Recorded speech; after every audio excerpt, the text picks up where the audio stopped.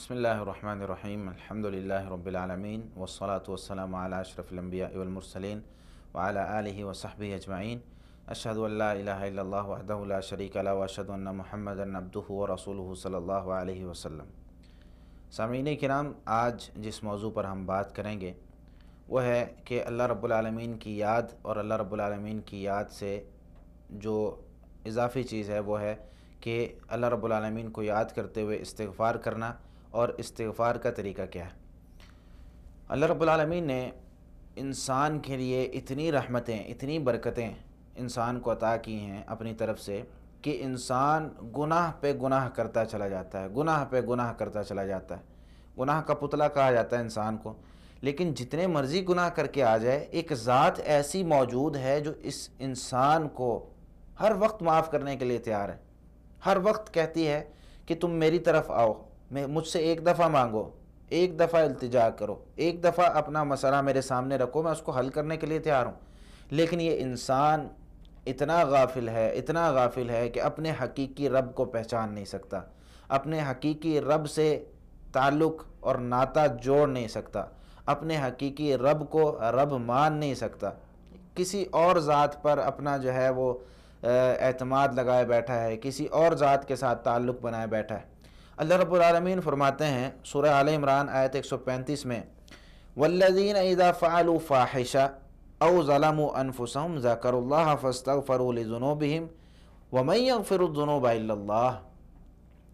والذین اذا فعلوا فاحشہ، وہ لوگ جب وہ کوئی بھی فحاشی، کوئی بھی گناہ کا کام کرتے ہیں، او ظلموا انفسهم، یا اپنی جانوں پر ظلم کر لیتے ہیں، اپنے آپ پر ظلم کر لیتے ہیں، کسی بھی طرح گناہ کے ذریعے نیکیوں سے دور ہو کر اپنے آپ پر ظلم کرتے ہیں، ذکر اللہ، جب یہ گناہ ان سے ہو جاتے ہیں، فحاشی ہو جاتی ہے، پھر اللہ کا ذکر کرتے ہیں، کھڑے ہو کر نمازیں پڑھتے ہیں، قرآن کی تلاوت کرتے ہیں، اللہ کو یاد کرتے ہیں، صبح شام کے اذکار کرتے ہیں، اللہ رب العالمین کے لیے لوگوں کے ساتھ صلہ رحمی کرتے ہیں، اللہ رب العالمین کے لیے لوگوں کے حقوق ادا کرتے ہیں، اللہ رب العالمین کے لیے اللہ رب العالمین کے ساتھ اپنا تعلق مضبوط بناتے ہیں، فاستغفروا لذنوبہم، اپنے گناہوں کی بخشش اس اللہ سے مانگتے ہیں، ومن یغفر الذنوب الا اللہ، اور اللہ کے علاوہ گناہوں کو بخش بھی کون سکتا ہے؟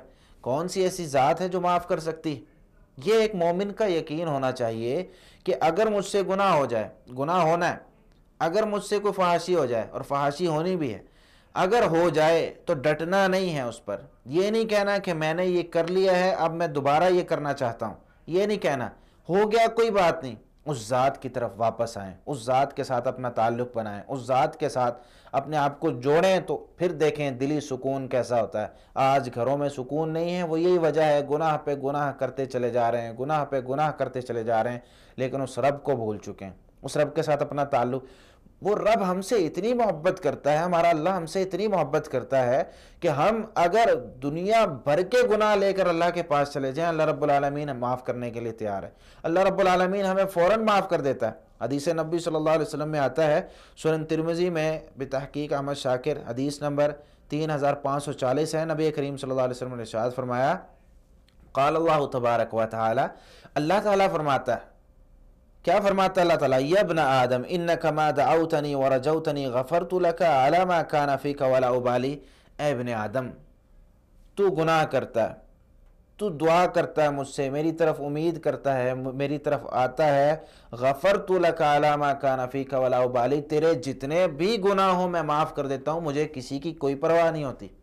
تو صبح شام گناہ کرے، تو میرے پاس آئے، تو میرے پاس آ کر کہتا ہے اللہ مجھے معاف کر دے، دعا کے لیے ہاتھ اٹھاتا ہے، وضو کرتا ہے، 2 رکعتیں پڑھتا ہے، 2 رکعتیں پڑھ کے میرے سامنے ہاتھ اٹھاتا ہے، کہتا ہے اللہ مجھ سے گناہ ہو گئے، مجھے معاف کر دے۔ کہتا ہے اللہ میں بھول گیا تھا، اللہ میں جان بوجھ کر گناہ کر لیا، اللہ کی طرف آئیے تو صحیح۔ اللہ رب العالمین کہتے ہیں غفرت لک علی ما کان فیک ولا ابالی، تیرے جتنے گناہ سارے معاف کر دینے، مجھے کسی کی کوئی پرواہ نہیں۔ اللہ کو کوئی پوچھنے والا نہیں، اللہ سے کوئی آرڈر لینے والا نہیں، اللہ کو کوئی آرڈر دینے والا نہیں، لیکن ہم اللہ رب العالمین کے محتاج ہیں۔ آج گناہوں کی معافی مانگیں۔ آگے اللہ رب العالمین فرماتے ہیں اسی حدیث میں، یا ابن آدم لو بلغت ذنوبک عنان السماء ثم استغفرتنی غفرت لک ولا ابالی۔ اے ابن آدم اگر تیرے گناہ آسمانوں کی چھتوں تک پہنچ جائیں، تیرے گناہ آسمانوں کی چھت تک پہنچ جائیں، پھر تم مجھ سے معافی مانگے، غفرت لک ولا ابالی، میں پھر بھی تجھے معاف کر دوں، مجھے کسی کی کوئی پرواہ نہیں۔ اتنے گناہ، زمین بھر گئی، آسمانوں کی چھت تک گناہ پہنچ گئے، اللہ سے معافی مانگی، اللہ نے سارے گناہ معاف کر دی، لیکن شرط وہی ہے، غفرت لک ولا ابالی، تو نے مجھ سے گناہوں کی معافی مانگی، میں نے پھر تیرے گناہوں کو معاف کیا، مجھے کسی کی کوئی پرواہ نہیں۔ ایک دفعہ آئے تو صحیح اپنے رب کی طرف آ کر تو دیکھیں، اپنے رب سے ناطہ جوڑ کر تو دیکھیں۔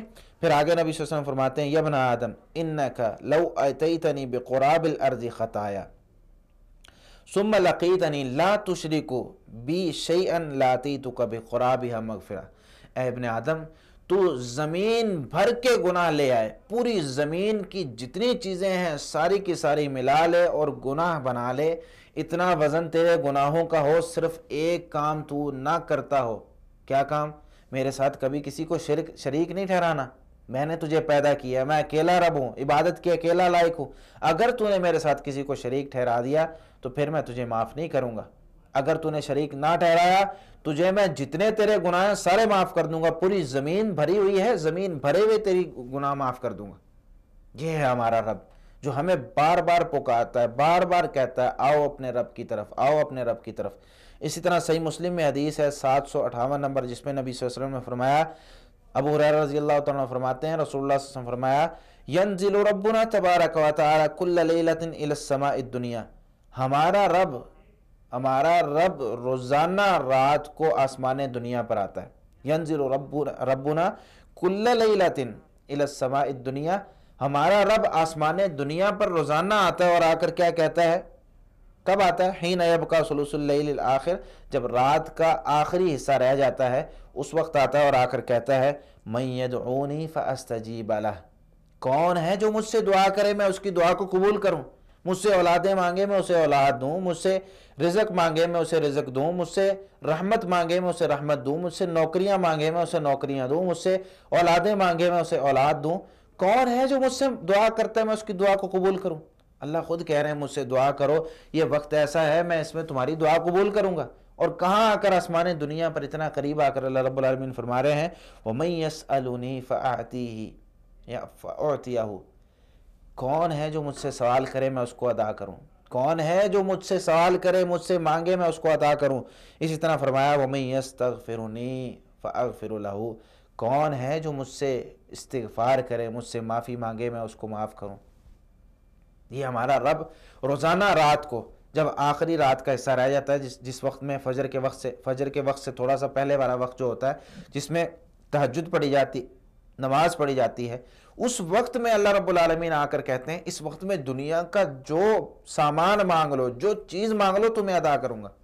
پھر مختلف چیزیں آپ سے فرمایا دعا کرو، سوال کرو، استغفار کرو، لیکن ہم فجر کے لیے بھی نہیں اٹھتے، یہ تو پھر جو ہے وہ تہجد کا وقت ہے۔ اللہ رب العالمین ہمیں ہدایت دے۔ اسی طرح اللہ رب العالمین نے بہت سے وعدے کیے ہیں، جو استغفار کرتا ہے اللہ رب العالمین اسے بہت بہت انعامات عطا کرتے ہیں۔ مثال کے طور پر ایک انعام جس میں نبی کریم صلی اللہ علیہ وسلم نے ارشاد فرمایا من احب ان تسرہ صحیفتہ فلیکثر فیہا من الاستغفار، جس شخص کو یہ پسند ہے کہ اس کا صحیفہ اس کو خوش کرے، اس کا نامہ اعمال دیکھ کر اس کو خوشی ہو، اس کی کتاب جس میں وہ عمل کرتا رہا اور اس میں لکھے جاتے رہے اس کو دیکھے تو اس کے چہرے پر مسکراہٹ آئے، اس کو دلی سکون ملے، وہ استغفار زیادہ کرے۔ استغفار زیادہ کریں گے، صحیفہ میں نامہ اعمال گناہ ہوں گے تو مٹتے چلے جائیں گے، نیکیاں ہوں گی تو اضافہ ہوتا چلا جائے گا۔ یہ حدیث صحیح الجامع الصغیر کے اندر موجود ہے۔ تو اس حدیث میں آپ سے فرمایا بھائی خوش رہنا چاہتے ہو، قیامت والے دن اپنے نامہ اعمال کو دیکھ کر خوش ہونا چاہتے ہو، استغفار زیادہ کرو۔ اسی طرح ایک حدیث میں بلکہ قرآن کریم میں اللہ رب العالمین نے سورہ انفال آیت نمبر 33 میں یہ بات ارشاد فرمائی وَمَا كَانَ اللَّهُ لِيُعَذِّبَهُمْ وَأَنْتَ فِيهِمْ وَمَا كَانَ اللَّهُ مُعَذِّبَهُمْ وَهُمْ يَسْتَغْفِرُونَ، نبی کریم صلی اللہ علیہ وسلم جب تک آپ لوگوں میں موجود رہیں گے آپ پر عذاب نہیں آئے گا۔ یہ اللہ رب العالمین نے اعلان کیا تھا جب آپ صلی اللہ علیہ وسلم موجود تھے۔ آپ صلی اللہ علیہ وسلم فوت ہو گئے، اب دوسرا آیت کا ٹکڑا بچ گیا وَمَا كَانَ اللَّهُ مُعَذِّبَهُمْ وَهُمْ يَسْتَغْفِرُونَ، اللہ کسی قوم کو اس وقت تک عذاب نہیں دے گا جب تک وہ قوم استغفار کرتی رہے گی۔ استغفار کرتے رہیں، اللہ سے معافیاں مانگتے رہیں، اللہ کے سامنے گڑ گڑاتے رہیں، اپنے گناہوں کو پیش کرتے رہیں، اللہ مجھ سے یہ گناہ ہو گیا مجھے معاف کر دے، اللہ میں نے یہ گناہ کر دیا مجھے معاف کر دے۔ یہ کام کرتے رہیں گے، اللہ کبھی عذاب دے گا ہی نہیں۔ فرداً بھی کسی کو، مثال کے طور پر اگر میں اللہ سے استغفار کرتا ہوں، اللہ مجھے عذاب نہیں دے گا، نہ دنیا میں نہ آخرت میں۔ اللہ مجھے بچا کر رکھے گا بیماریوں سے، اللہ مجھے بچا کر رکھے گا بڑی بڑی بیماریاں، کینسر، ایڈز، شوگر، ان ساری بیماریوں سے اللہ بچا کر رکھے گا۔ کیوں؟ میں استغفار کرتا ہوں، میں اللہ کے سامنے گڑ گڑاتا ہوں، اللہ کو یاد کرتا ہوں، اللہ بھی میری حفاظت کرے گا۔ اللہ مجھے میری حفاظت کر کے مجھے دنیا میں اور آخرت میں ہر جگہ سرخرو فرمائے گا۔ اسی طرح نبی کریم اللہ رب العالمین قرآن کریم میں سورہ نوح کی آیت 10، 11 اور 12 میں یہ ارشاد فرماتے ہیں، فَقُلْتُ اسْتَغْفِرُوا رَبَّكُمْ إِنَّهُ كَانَ غَفَّارًا۔ استغفار کے فوائد کیا ہیں؟ استغفروا ربکم انہ کان غفارا، حکم دیا پہلے اپنے رب سے استغفار کرو، بے شک وہ بہت زیادہ گناہوں کو معاف کرنے والا ہے۔ غفارا اسم مبالغے کا صیغہ ہے۔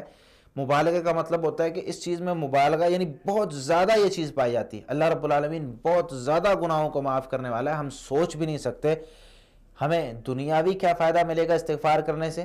یرسل السماء علیکم مدرارا، اللہ رب العالمین تمہارے اوپر آسمان سے موسلا دار رحمت کی بارشیں نازل کرے گا۔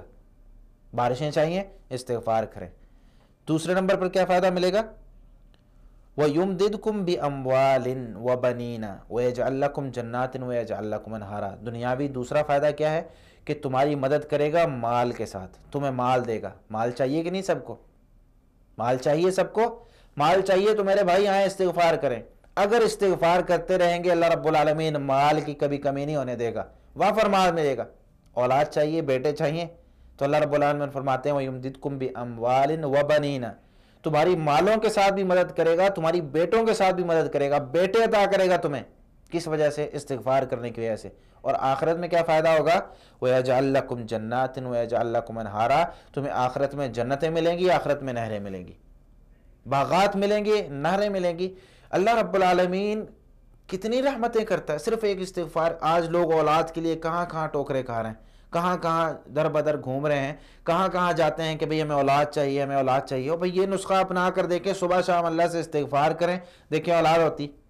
مال چاہیے، تنگی ہے، استغفار کر لیں، اللہ رب العالمین مال دے گا۔